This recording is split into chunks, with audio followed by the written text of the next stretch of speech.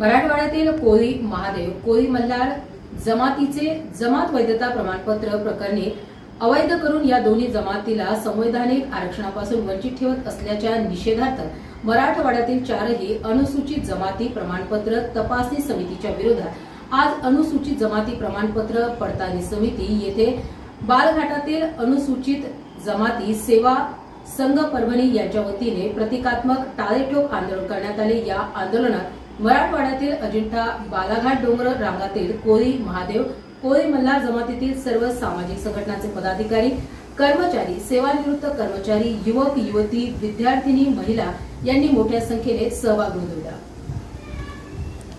अधिकाऱ्यांपर्यंत पोहोचण्यासाठी आला ही याची आम्हाला जाणीव आहे, याची आम्हाला कल्पना आहे। परंतु आम्ही परत ते सांगू की जे काय होईल ते शांततेच्या मार्गाने व्हावं, संविधानाच्या मार्गाने व्हावं, लोकशाहीच्या मार्गाने व्हावं। नाही तर कारण काय आहे की 3-4 हजाराचा मॉब आहे, त्याच्यामध्ये एखाद्या व्यक्तीने काहीतरी चुकीचं कृत्य केलं तर हा सर्व मॉब किंवा हा सर्व क्राऊड याच्यावर या सर्व गोष्टी येऊ शकतात। त्यामुळं त्यात काही तरुण मुलं आहेत, थोडी अग्रेसिव्ह असतात, सहसा फरकत असतं। एखाद्याला असं वाटतं की काहीतरी केलं पाहिजे हे बरोबर आहे, केलंही पाहिजे, परंतु ते संवैधानिक मार्गाने लोकशाही शांततेच्या मार्गाने केलं पाहिजे। आता आपल्या महिला भगिनी आहेत, महिला बांधव, पुरुष बांधव आहेत, आमच्याही पोलीस महिला आहेत। तर या सर्वांची आत्मसन्मान, डिग्निटी, डेकोरम मेंटेन ठेवून आपण काय करायचं ते करा। आपल्या लोकांचं बोलणं मी वरती जाऊन आता त्या मॅडमशी भेटतो, त्यांना आपल्या मागण्या सांगतो आपल्या लोकांच्या, आणि जे काय आहे ते आपण शांततेच्या मार्गाने करा। नाही तर कधी कधी काय होईल की आपण सर्व समोर बसल्या तुम्ही नेताना हेही मला माहिती आहे, सर्व समाजाच्या मार्गात त्याच्यासाठी आलेला आहे। परंतु असं होऊ शकतं की याच्यामध्ये मागचे लोक ते थोडं तुमचंही ऐकणार नाही, परंतु ही परिस्थिती आली तर हे सगळं हातातून निघून जाईल।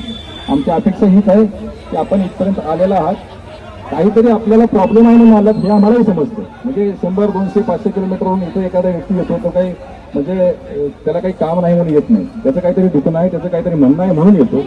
परंतु हे सर्व म्हणणं आपण इथपर्यंत आणलेलं आहे, म्हणजे अगदी त्या समितीच्या दारापर्यंत आणलेलं आहे, आम्ही त्यालाही परवानगी दिली।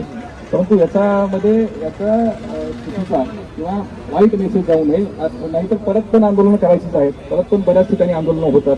पोलीस म्हणून आम्ही तुम्हाला पूर्ण सहकार्य करतो, तुमचं आम्हाला सहकार्य असावं, तुमचं मागणं म्हणणं आम्ही